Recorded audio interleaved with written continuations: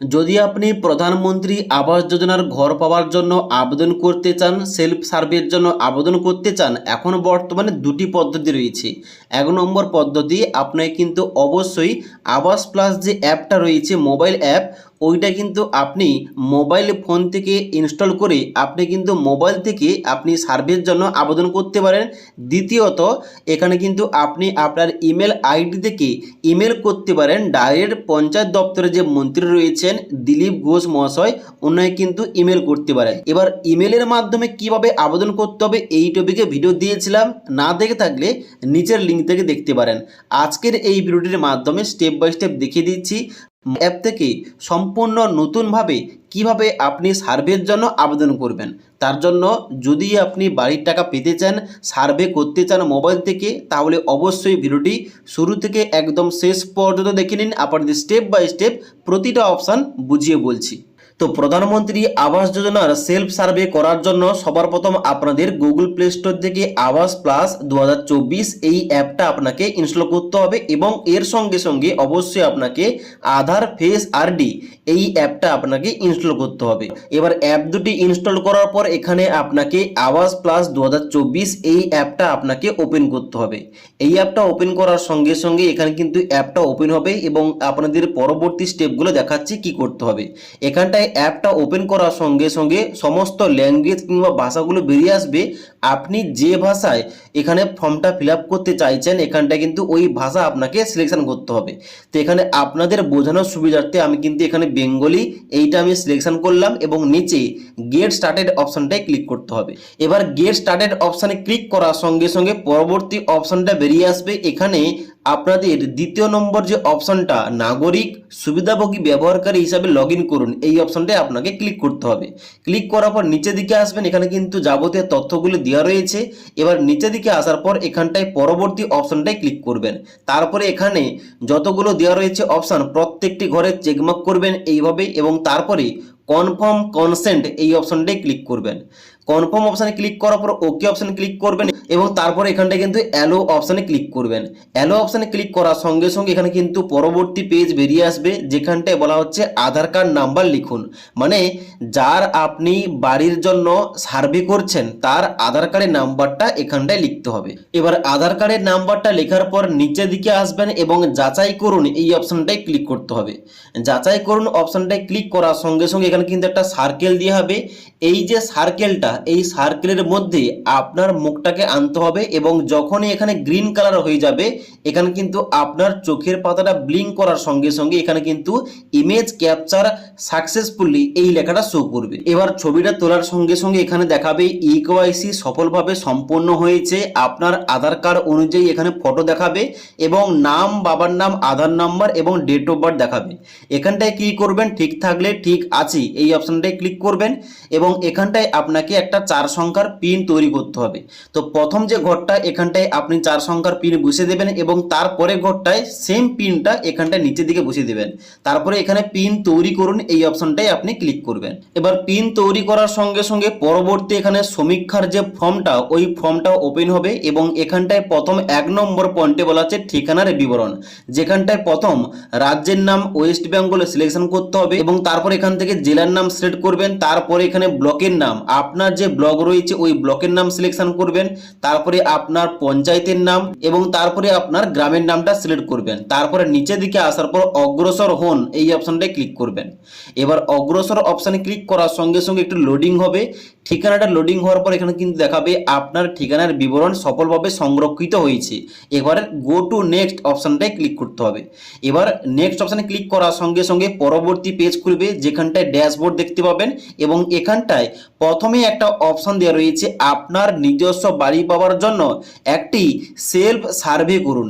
এখানটায় আপনাকে এই যে এখনই শুরু করুন এই অপশনটায় ক্লিক করতে হবে সেলফ সার্ভে করার জন্য। এবার যেহেতু আমরা ঠিকানা দিয়ে দিয়েছি, এখানে কিন্তু ঠিকানার ডান দিকে 100% দেখাচ্ছে কমপ্লিট এবং তারপরে যে অপশনগুলো এখানে কিন্তু লগ হয়ে রয়েছে, প্রত্যেকটি অপশন আপনাকে ফিল আপ করে এখানে কিন্তু সাবমিট করতে হবে। আপনাদের স্টেপ বাই স্টেপ দেখাচ্ছি। এবার এখানে পরবর্তী অপশন রয়েছে ব্যক্তিগত ব্যক্তি বিবরণ, যেখানটায় ক্লিক করবেন।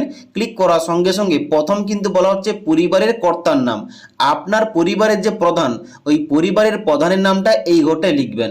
তারপরে আধার নাম্বার লিখবেন, তারপরে জব কার্ডের নাম্বার লিখবেন। মানে এই যে পেজটা, এই পেজেই আপনার পরিবারের প্রধানের কিন্তু বিবরণ দিতে হবে। তারপরে এখানে কিন্তু লিঙ্গর জায়গায় পরিবারের প্রধান পুরুষ নাকি মহিলা, ওইটা আপনাকে সিলেকশন করতে হবে। তারপরে বলা হচ্ছে সামাজিক শ্রেণী, মানে পরিবারের প্রধান কোন কাস্টের, ওইটা আপনাকে সিলেকশন করতে হবে। তপশিলি জাতি নাকি তপশিলি উপজাতি, মানে এসসি নাকি এসটি। আর যদি ইডাব্লিউএস ওবিসি জেনারেল হয়ে থাকে অন্যান্য, এই অপশনটাই আপনাকে সিলেকশন করতে হবে। তারপরে বয়সের জায়গায় আপনার পরিবারের প্রধানের বয়সটা কত, এখানটায় সংখ্যায় লিখবেন। এবং তারপরে বৈবাহিক অবস্থা, মানে পরিবারের প্রধান বিবাহ করেছে কিনা, এখানটায় দেখতে পাচ্ছেন বলা হচ্ছে কখনো বিবাহিত হয়নি, মানে আনম্যারিড। তারপরে বলা হচ্ছে বর্তমানে বিবাহিত, যদি বিবাহিত হয়ে থাকে এখানে বর্তমানে বিবাহিত, এইটা সিলেকশন করবেন। তারপরে নিচের দিকে আসার পর এখানটায় পিতা অথবা স্বামীর নাম, আপনি যার নাম দিতে চাইছেন, মানে পরিবারের প্রধানের বাবার নাম দিতে চাইলে এখানে কিন্তু বাবা এই অপশনটায় ক্লিক করবেন। আর যদি পরিবারের এখানে প্রধান মহিলা হয়ে থাকে, স্বামী অপশনটায় ক্লিক করে স্বামীর নাম লিখবেন। এবং তারপরে মোবাইল নাম্বার জায়গায় পরিবারের প্রধানের মোবাইল নাম্বার লিখবেন। তারপরে সাক্ষরতার জায়গায় এখানে পরিবারের প্রধানের কতদূর পড়াশোনা, এখানে দেখতে পাচ্ছেন বলা হচ্ছে অশিক্ষিত, স্বাক্ষর কিন্তু প্রাথমিকের নিচে, প্রাথমিক স্কুল গিয়েছে, মাধ্যমিক, উচ্চ মাধ্যমিক, স্নাতক, এখানে কিন্তু অবশ্যই আপনাকে এখানে কোয়ালিফিকেশনটা এখানে সিলেকশন করতে হবে। তারপরে পেশার জায়গায় ওই পরিবারের প্রধান কি কাজ করে থাকে, এখানটা কিন্তু লিখতে হবে। ওকে, যে কাজ করে থাকে ওই কাজটা এখান থেকে সিলেকশন করবে। তারপরে বলা হচ্ছে পরিবারের সদস্য সংখ্যা কয়জন, কর্তা সহ, মানে পরিবারের প্রধান যাকে অ্যাড করেছেন উনাকে নিয়ে আপনার পরিবারে মোট সদস্য সংখ্যা কয়জন, এখানে সংখ্যায় লিখতে হবে।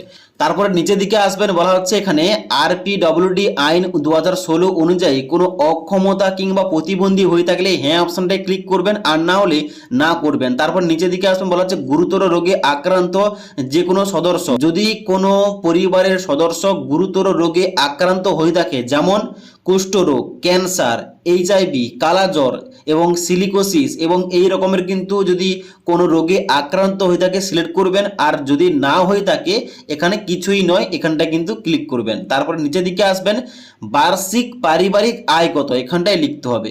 মানে আপনার পরিবারের মোট বার্ষিক আয় কত, মানে বছরে আয়টা কত, এখানটায় কিন্তু আপনি সংখ্যায় লিখবেন।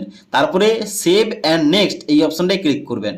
এবার সেভ এন্ড নেক্সট অপশনে ক্লিক করার সঙ্গে সঙ্গে পরবর্তী এখানে দেখাবে পরিবারের প্রধানের বিবরণ সফলভাবে সংরক্ষিত হয়েছে। এবার গো টু নেক্সট অপশনটায় ক্লিক করবেন। গো টু নেক্সট অপশনে ক্লিক করার সঙ্গে সঙ্গে 3 নম্বর ধাপ রয়েছে পরিবারের সদস্য যোগ করুন, যেখানটায় পরিবারের সদস্য যোগ করার জন্য যার নাম যুক্ত করছেন এখানে কিন্তু তার নাম লিখবেন, তার আধার নাম্বার লিখবেন, উনি পুরুষ নাকি মহিলা, এখানটায় কিন্তু আপনি সিলেকশন করবেন।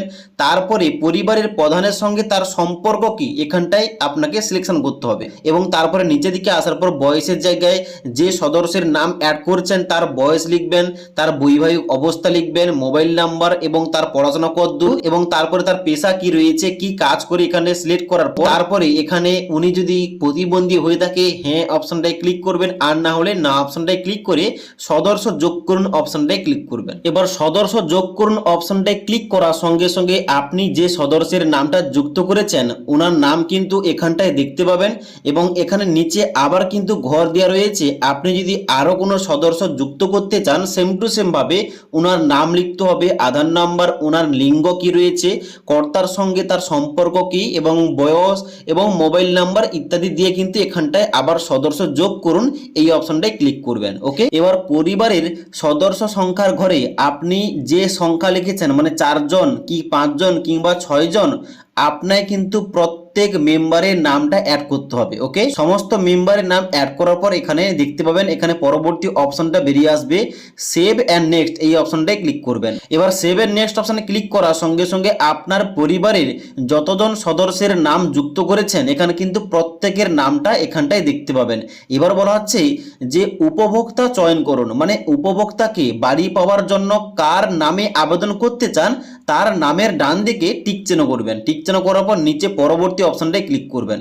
পরবর্তী অপশনটায় ক্লিক করার সঙ্গে সঙ্গে আপনাকে ব্যাংকের বিবরণ দিতে হবে, ব্যাংক অ্যাকাউন্টের বিবরণ। নিচের দিকে আসবেন, ব্যাংক এবং পোস্ট অফিসের ধরনের জায়গায় এখানটায় যদি আপনার কোঅপারেটিভ ব্যাংক হয়ে থাকে এটা সিলেক্ট করবেন, কমার্শিয়াল ব্যাংক হয়ে থাকলে কমার্শিয়াল ব্যাংক সিলেক্ট করবেন, পোস্ট অফিসের ব্যাংক হয়ে থাকলে পোস্ট অফিসের ব্যাংক সিলেক্ট করবেন।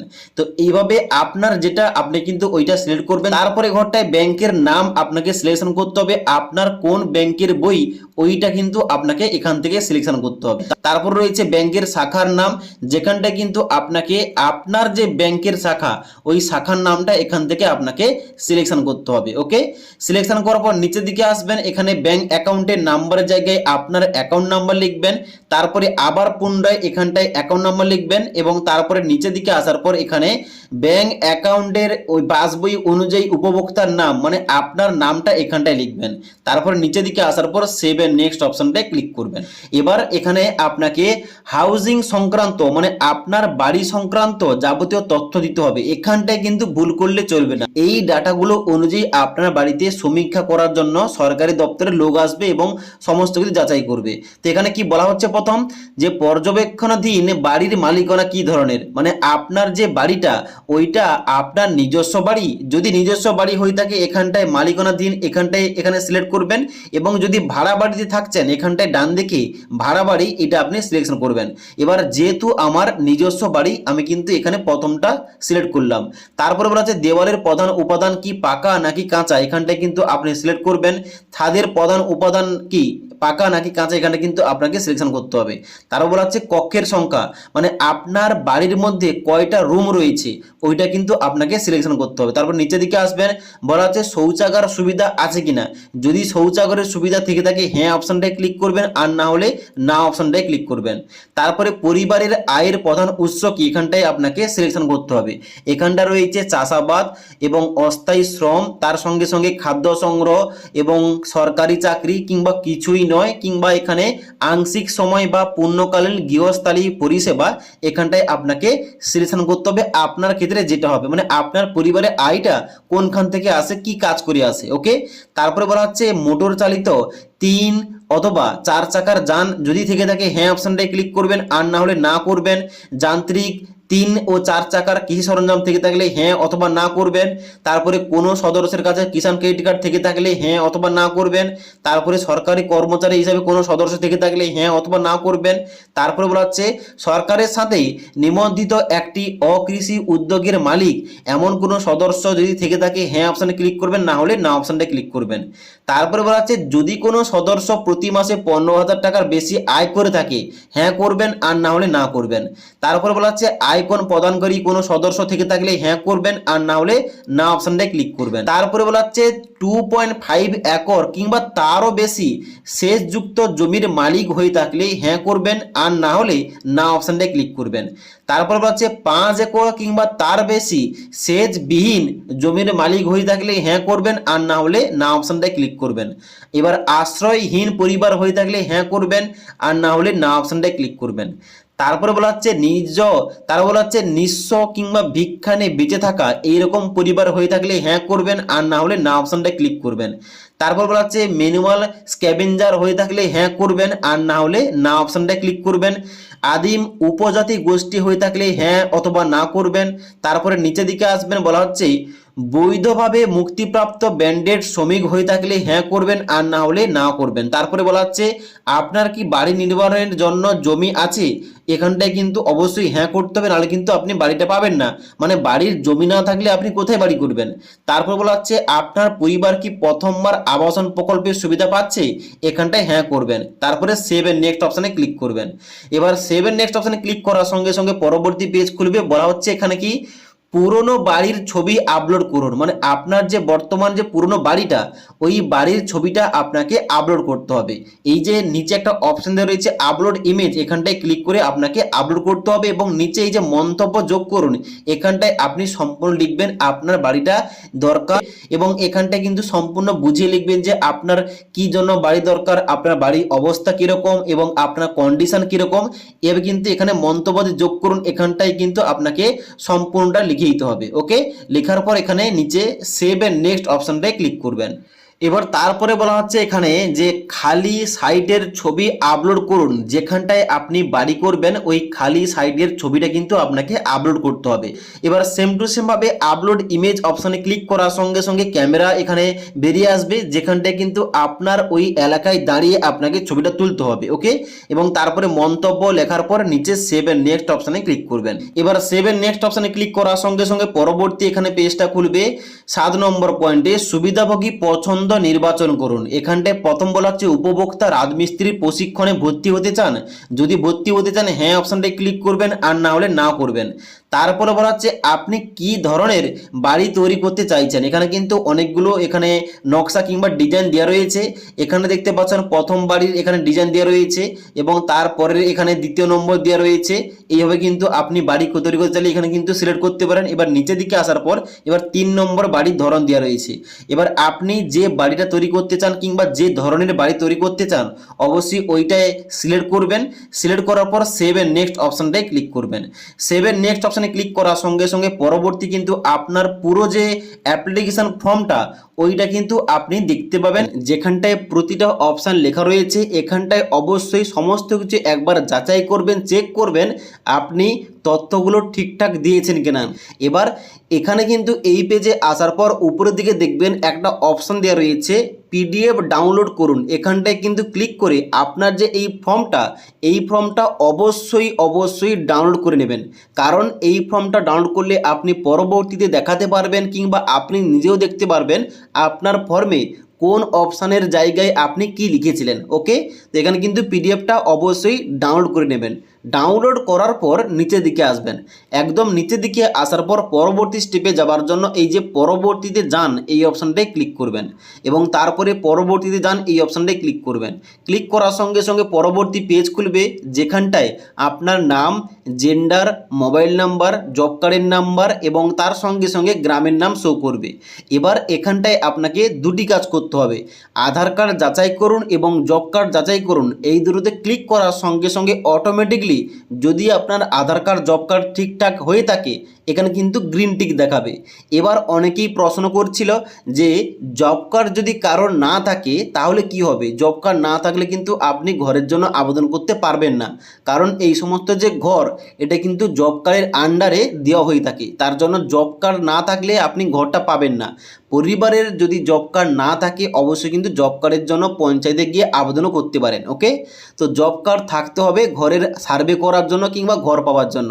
এবার এই যে আধার কার্ড যাচাই করুন এবং জব কার্ড যাচাই করুন এই দুটোতে গ্রিন টিক দেখালে নিচের দিকে আসবেন। এই সার্ভেটা আপলোড করার জন্য অনলাইনে এই আপলোড সার্ভে এই অপশনটায় ক্লিক করবেন।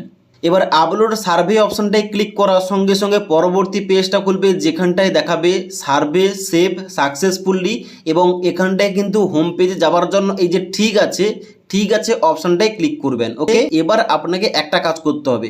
ওই কাজটা করার জন্য ঠিক আছে অপশনটায় ক্লিক করবেন।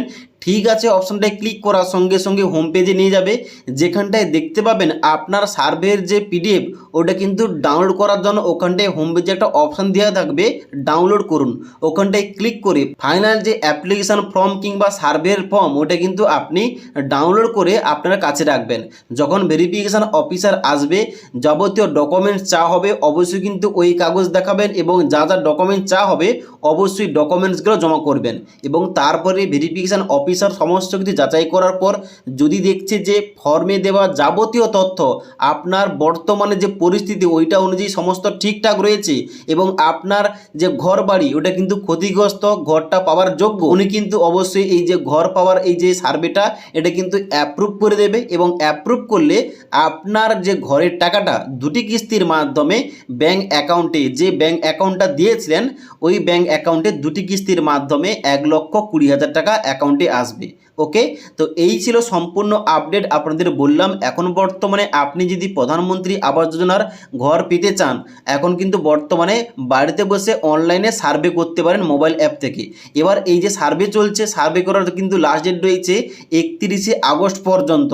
এর মধ্যে সার্ভের জন্য আবেদন করতে পারবেন এবং ভেরিফিকেশান অফিসারও বাড়িতে এসে ভেরিফিকেশান করতে পারবে যার লাস্ট ডেট রয়েছে 31শে আগস্ট পর্যন্ত। এবার একটা কথা বলে দিই, যদি আপনি দ্রুত এই ভেরিফিকেশনটা করাতে চান যে আমার বাড়িতে এসে ভেরিফিকেশন অফিসার ভেরিফিকেশন করুক, তাহলে কিন্তু আপনার এলাকার মধ্যে আপনার বুথের মধ্যে যে বুথ মেম্বার রয়েছে ওনার সঙ্গে দ্রুত যোগাযোগ করুন, ওনাকে দ্রুত বলুন যে আমার বাড়িতে এসে যেন ভেরিফিকেশন অফিসার ভেরিফিকেশন করে যায়, যাতে আমি ঘরটা পেয়ে থাকি। ওকে, তো এই ছিল সম্পূর্ণ আপডেট। যদি আজকের এই ভিডিওটির আপডেট ভালো লেগে থাকে একটি লাইক করবেন এবং বন্ধুদের অবশ্যই এই ভিডিওটি শেয়ার করে দেবেন।